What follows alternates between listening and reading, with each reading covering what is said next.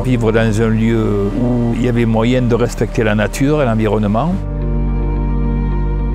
Notre exploitation, elle est menée en bio, on est en agriculture biologique. On a 6 hectares en Natura 2000, donc avec des contraintes et des consignes bien précises quant à la protection de la faune et de la flore et de toutes les espèces qui peuvent nicher sur ces lieux. Au niveau des prairies, c'est des prairies naturelles et on veut développer la flore en fait, développer le maximum d'espèces pour après, derrière, nous les vaches, elles pâturent toute l'année.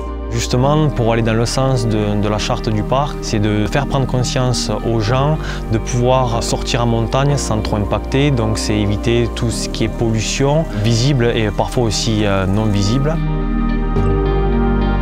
Pour préserver au maximum l'environnement, je suis en bio déjà, certifié depuis le début. J'utilise aucun engrais chimique, aucun traitement, c'est tout naturel. Là, cette année, je mets en place, j'essaye la culture de fraisiers et de légumes sur un paillage en chanvre.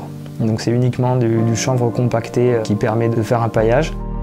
Notre choix, c'était surtout d'éviter les pesticides. On voit bien quand même que ça a un impact. On a, sans mettre aucun pesticide, on arrive aujourd'hui à avoir des beaux fruits avec une bonne pollinisation.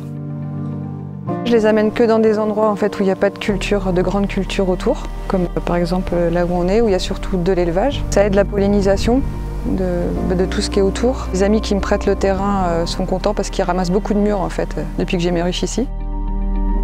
Comme on est un écogîte, on a aussi une phytoépuration et tout ce qui concerne les eaux grises, les eaux noires. Au niveau écologie, on a fait installer des panneaux solaires, on a des toilettes sèches, on a mis en œuvre beaucoup de choses pour réduire l'impact au plus possible.